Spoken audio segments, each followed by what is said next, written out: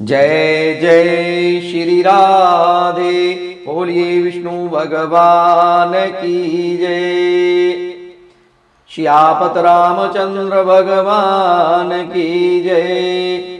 आपका स्वागत है हमारे चैनल मंगल ज्ञान दर्पण में। साथियों, रोजाना की तरह आज भी हम आपके लिए एक नई कथा लेकर के आए हैं। हमें उम्मीद है ये कथा आपको जरूर पसंद आएगी।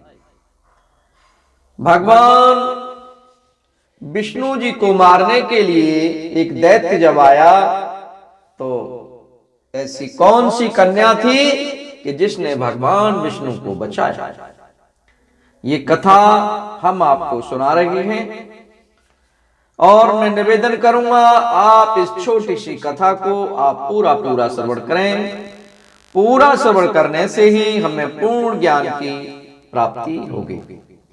साथियों, सतयुग में एक समय मुर नामक दैत्य ने देवताओं पर आक्रमण कर दिया और उस मुर ने सभी देवताओं को परास्त करके और इंद्र को गद्दी से हटा दिया और वह स्वयं उस गद्दी पर बैठे।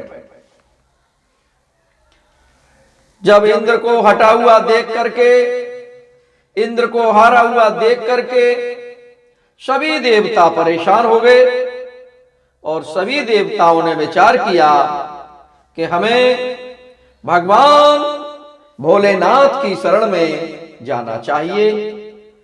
और सभी देवता भगवान भोलेनाथ की शरण में पहुंच गए और भगवान शंकर जी से जाकर के देवताओं ने कहा कि प्रभु, इस मुर नामक दैत्य ने हमें परास्त कर दिया है, इससे हमें बचाओ। तो भगवान शंकर ने देवताओं से कहा कि तुम देवताओं परेशान मत हो, तुम्हारी समस्या का समाधान हो जाएगा। इसलिए आप सभी लोग विष्णु जी के पास चले जाओ। और शंकर भगवान ने उन सभी देवताओं को विष्णु जी के पास भेज दिया। भगवान विष्णु जी ने जब देवताओं को अपने समक्ष आया हुआ देखकर उनकी समस्या का समाधान का आश्वासन दिया और भगवान विष्णु ने उन दानवों को परास्त कर दिया। परंतु और सभी दानव परास्त हो गए, लेकिन मुर जो दानव था वह भाग गया और भगवान विष्णु ने मुर को भागता हुआ देखकर लड़ना छोड़ दिया। उन्होंने सोचा कि ये तो अब भाग ही गया, इसको अब भाग जाने दो।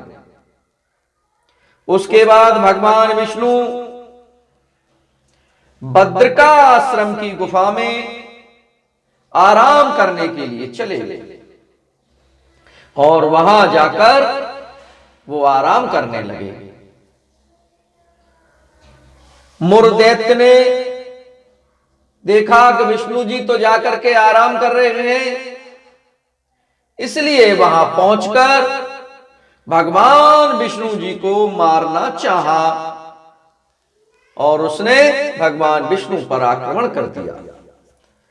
जैसे ही उसने भगवान विष्णु पर आक्रमण किया, तत्काल भगवान विष्णु जी के शरीर से एक कन्या का जन्म हुआ, जिसने उस राक्षस मुर का वध कर दिया। उस कन्या ने विष्णु भगवान को बताया कि मैं आपके अंश से उत्पन्न शक्ति हूं। तो भगवान विष्णु जी ने प्रसन्न होकर उस कन्या को आशीर्वाद दिया कि तुम संसार में माया जाल में उलझे तथा मोह के कारण जो मुझसे विमुख प्राणी रहते हैं उनको तो मुझ तक लाने में सक्षम हो जाओगी। तुम्हारी आराधना करने वाले प्राणी आजीवन सुखी रहेंगे। यही कन्या एकादशी के नाम से कहलाई और वर्ष की सभी 24 एकादशियों में भी यही एकादशी ऐसी है जिसका महात्म्य अपूर्व है और इसका नाम उत्पन्ना एकादशी है। साथियों, ये कथा आपको जरूर पसंद आई होगी। मैं आप लोगों से निवेदन करूंगा कि मेरे इस वीडियो को लाइक व चैनल को सब्सक्राइब अवश्य करें और फिर हम एक नई कथा के साथ आपसे मिलेंगे। तब तक आप लोगों को बहुत बहुत धन्यवाद। बोलिए विष्णु भगवान की जय। जय जय सिया रामचंद्र भगवान की जय।